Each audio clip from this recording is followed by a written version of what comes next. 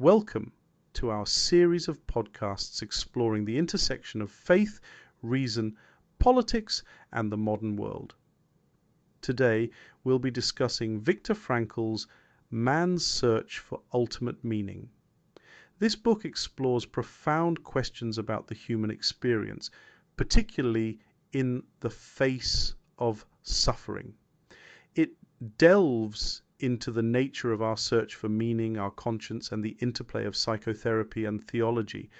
Frankl, a Holocaust survivor and renowned psychiatrist, proposed logotherapy, which focuses on our inherent will to meaning as a primary drive.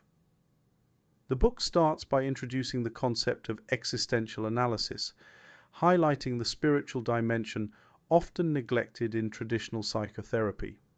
Frankl critiques the prevailing view of the unconscious as solely instinctual, proposing instead a spiritual unconscious that houses our deepest longings for meaning. Ultimately, Frankl's work serves as a powerful reminder of our inherent capacity for growth, even amidst profound suffering. He encourages us to move beyond a self-centered existence and embrace a life filled with meaning and purpose. So, let's dive into today's podcast. As always, please share, like, and subscribe.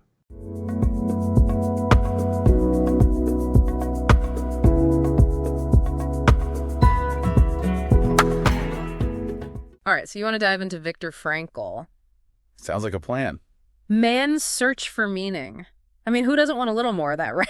Right. But this book, it's kind of wild when you think about it. Yeah. How does a book, basically written in 9 days, From notes after the Holocaust? become this global phenomenon selling millions? Exactly. It's not exactly light reading. No, not at all. It's heavy stuff, but man, it's gripping. Totally. So instead of just doing book report, we're going deep on this It's one. a deep dive time. You want to unearth those insights that make this book tick, Absolutely. Yeah. And what's fascinating is Frankl, he wasn't some self-help guru, right? Right. He was a respected psychiatrist, like the real deal. Yeah. Before any, Before the unimaginable happened. exactly. And to think, this all started as lectures, like just a handful of people. Really? And boom, it explodes into this international thing. Mm. It's got to make you wonder, what was it about Frankl's message that hit so hard? And still does, even now. Yeah, it's like you'd expect someone who went through such darkness to, be crushed by it. Right. But Frankl, he comes out the other side, not just surviving, but with this whole new way of seeing things, suffering, finding meaning, like a roadmap for a world that seems determined to make you feel meaningless. Totally. And you got to remember, this was the era of Freud's psychoanalysis, the unconscious. It was all the rage. Frankl was right in the thick of it. Oh, yeah. He knew Freud's work, respected it even, but he also saw where it maybe fell short. Like what? Well, take this idea that we're all just driven by these primal urges, right? Yep. Frankl's like, hold up. There's more to us than that. He said humans, we're hardwired to seek meaning. It's as basic as breathing, eating. It's that fundamental, huh? To him, absolutely. And when we can't find it, when that search is blocked, that's when things get messy. Oh, tell me about it. He calls it the existential vacuum. Bingo. And it's so spot on. You've got all the stuff, the comforts, but inside, empty. I feel that, and I bet a lot of our listeners do too. It's what's the point? Right. And Frankl, he doesn't just leave us hanging in that void. He offers tools, a way out. That's where logotherapy comes in. A logotherapy, so not therapy lie on the couch and tell me your problems. Not exactly. It's not about someone fixing you. Logotherapy, it's more about finding your own meaning. Nobody can tell you what that is, Okay, I'm kind of with you, but it's still a little fuzzy. What's a session even look like? Picture this. You're lost, totally turned around. A logotherapist, they're not going to carry you or even hand you a map. Sure. They're going to teach you how to read the stars, how to use a compass, how to find your own way. That's logotherapy. So it's about empowerment. Exactly. It's about uncovering what makes your life feel worthwhile. So you're saying, meaning it's not something you find lying around. Nope. Frankl believed it's something you create. Create. Through your choices, Yeah. your actions. Even, he'd argue, in the face of things you can't control.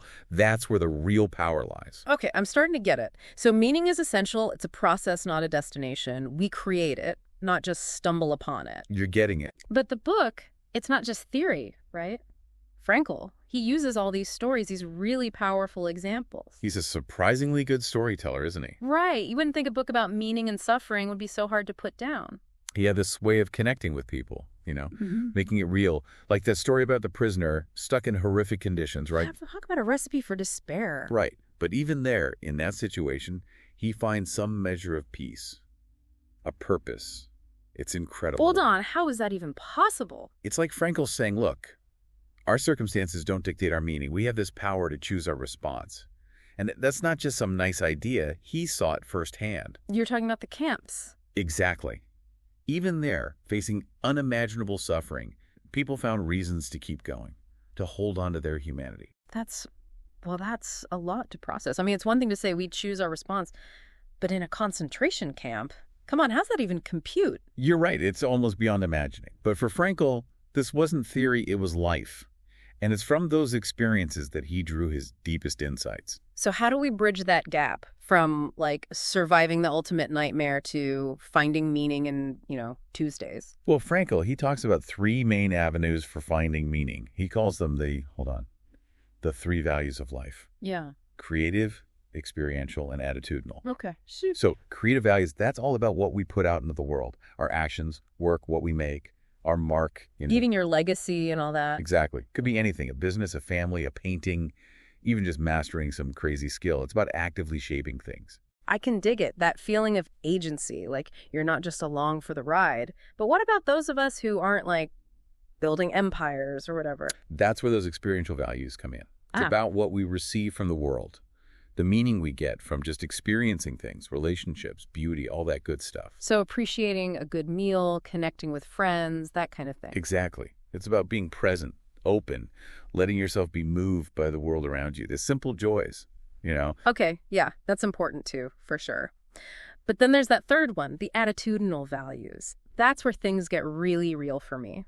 Because that's about finding meaning in suffering, right? In those things we can't control, the curveballs life throws. This is where Frankl's experiences in the camps, they become central to his argument. He's saying, even when you're facing unimaginable pain, you still have this freedom, the freedom to choose your attitude. Okay, hold up a sec. You're not saying we should just be cool with suffering, right? Because that doesn't sit right with me. No, not at all. Frankl isn't saying go seek out pain or pretend it doesn't exist. He's saying even in the midst of it all, even when life knocks you down, you've got this power, the power to choose how you respond. That's where the meaning is. Can you give me an example? Because I got to be honest, that's the part I struggle with the most. Like, it's easy to say, but to actually live it. Remember that story about the woman in the camps, the one who kept a bracelet? A bracelet? Yeah, it was made from her children's teeth. Yeah. It's a brutal image, the thing she had to endure. I can't even imagine. But even in that darkness, she found a way to keep her children with her, to honor their memory. Not that the suffering was good, but it became a testament to love, the strength of the human spirit. Wow.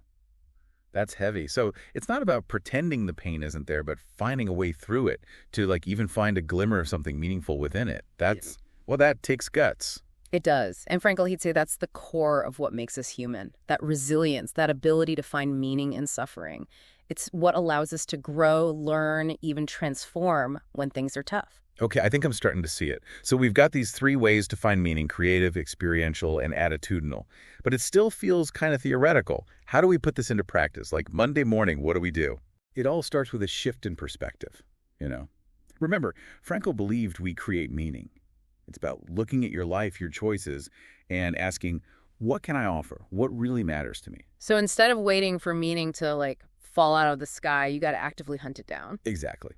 Frankl was big on taking responsibility. Even if you're stuck in a job you hate, he'd say there's still meaning to be found. It's about changing your perspective, seeing how your work contributes to something larger. Like, even if you're not changing the world, you can still find purpose in doing good work, being reliable. Those small things add up, right? They do. And don't underestimate the power of just connecting with people.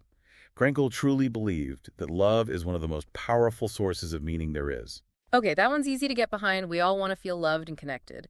But how does that translate into, like, deep, meaningful life stuff? Frankl seemed to think there was a strong link between the two. He did. And it's not just about those warm, fuzzy feelings, although those are important too. Frankl saw love as this way of, like, transcending yourself, of truly seeing another person. So it's not just about what you get out of the relationship, but what you put into it, how you show up for another person. Exactly. It's recognizing the inherent value in another human being, offering them your presence, empathy, understanding. That, he believed, could be incredibly meaningful for both people involved. I see that. It's like stepping outside of yourself, your own little bubble, and connecting with something bigger. But we can't talk about Frankl without addressing the elephant in the room, this whole finding meaning in suffering thing. That's a tough pill to swallow. It is. And Frankl, he understood that. He wasn't saying we should go looking for pain or that it doesn't hurt. He just knew that it's a part of life. It's unavoidable. Yeah, no matter how hard we try, bad stuff happens. But how do we actually find meaning in those moments, when all you want to do is hide under the covers? Well, Frankl would say it's not about seeking out suffering, but about using it, Yeah. allowing it to shape us, make us stronger, more resilient, more compassionate. Easier said than done, right. But this is where that choosing your attitude thing comes in. Exactly. He'd say, look, we can't always control what happens to us, but we can control how we respond. Even in those camps, Frankl saw incredible acts of courage, of compassion, even humor. People clinging to their humanity, helping each other, maintaining their dignity, even when all hope seemed lost. That, he believed, was the indomitable human spirit shining through. That's powerful. But it also feels kind of, out of reach for those of us who haven't faced that level of, extreme stuff. Like, how do you even start to build that kind of resilience in everyday life? Now, that's a great question. And it's something Frankl actually addressed head on. He had this thing he called the mass neurotic triad, basically 3 interconnected issues he saw as symptoms of a life without meaning. The mass neurotic triad. For those of us who don't speak fluent psychology, what exactly are we talking about? Okay, so it's this tendency to fall into depression, aggression, or addiction, to cope with that feeling of emptiness, that existential vacuum we talked about earlier. So you're saying if you don't have something to live for, something that gives your life purpose, you're more likely to fall into these destructive patterns. Precisely. And Frankl, he believed that logotherapy could help by treating the root of these issues, not just the symptoms. Meaning? It's about helping people reconnect with their innate desire for meaning, to find that sense of purpose that can pull them out of those negative cycles. Okay, that makes sense. But there's still this part of me that wonders, what if I'm trying, really putting in the effort, but still feel lost? Like, what if I don't even know what my purpose is, let alone how to find it? Frankl, he wouldn't have a simple answer for you. And that's okay. He was all about uncertainty being a natural part of life. In fact, he even went so far as to say we should embrace what he called the tragic triad. The tragic triad. Okay, now you're just messing with me. I'm serious. He's talking about pain, guilt, and death. So the opposite of a beach vacation, basically. Well, yeah, kinda. But he saw these things as unavoidable aspects of life that can actually help us grow, help us find meaning. Wait, hold up. Embracing pain, guilt, and death, that sounds a little intense. How does that even work? Well, what Frankl's saying is, by acknowledging these realities, these things we can't escape, we actually understand ourselves better and our place in the world. Okay, but how do you go from accepting death to finding meaning in life? Those seem kind of, contradictory. Think of it like this. Facing our mortality, the fact that our time is limited, can be incredibly motivating. Suddenly, each moment becomes more precious. It pushes you to live more intentionally, to focus on what really matters. So it's like this cosmic wake-up call, like, hey, time's ticking, make it count. Exactly. And guilt, too.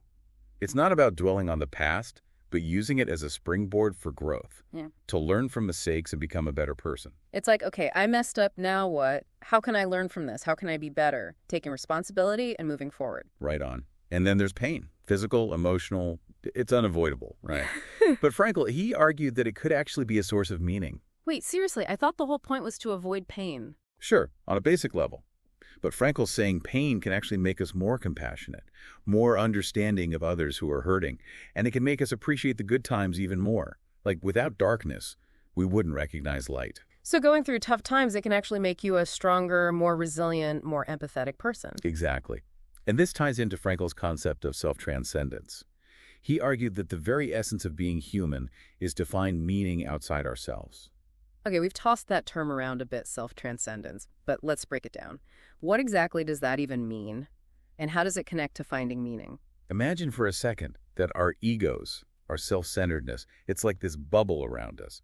Self-transcendence is the ability to pop that bubble, to rise above our limitations and connect with something larger. So it's about shifting your focus from what's in it for me to how can I contribute to something bigger than myself. You got it. And Frankl believed we experience this through creative work, through love, through finding meaning, even in suffering. It's in those moments that we really connect with something profound. Okay, so we've covered a lot of ground. 3 paths to meaning, self-transcendence, embracing the tough stuff. Frankl really makes you think, like, what am I actually living for? And that's what he wanted, to make us question, to really examine our values. Don't just wait for meaning to find you, go after it. Right. He lived it, didn't just write about it. But he also said logotherapy, it's not some magic cure, right? Finding meaning, it's a process. It's a lifelong thing. Totally. He saw it as working with, not replacing, other therapies. And he knew, meaning it's personal. What clicks for one person might not for another. Makes sense. Everyone's different. But he also talks about this universal will to meaning, right? Like deep down, we're all searching for it. Yeah, it's what connects us all. That drive to create, connect, find something bigger. And this is where Frankl drops this really wild idea, monanthropism. Monanthropism. Okay, you're going to have to explain that one. Think of it like this. We went from polytheism, many gods, to monotheism, one God, right? Oh. Frankl, he's saying the next step could be monanthropism, recognizing we're all fundamentally connected as humans. So like seeing past our differences, realizing we're all in this together. Bingo. Our fates are intertwined. Frankl believed that recognizing that was key to solving the big problems, the global stuff. It's a huge shift, right? From me, myself, and I to we're all connected. Huge. And with that comes responsibility. Frankl didn't see meaning as just personal fulfillment. It's about making a positive impact on the world. So it's not enough to find meaning. You got to create it, spread it around. In a nutshell, for him, that's how you transcend those limitations, connect with something larger, find purpose beyond your own little world. Okay, so much to unpack here. We're running out of time. Before we go, any final thoughts for our listeners? Just this. Finding meaning, it's a journey. Ask yourself the tough questions. Make choices that align with what you believe in. It's a lifelong adventure, but it's worth it. Beautifully said. And on that note, we're wrapping up our deep dive into Viktor Frankl's Man's Search for Meaning. But keep those conversations going, folks. And hey, if you're feeling inspired, why not pick up a copy of the book? You might be surprised what you discover. Until next time.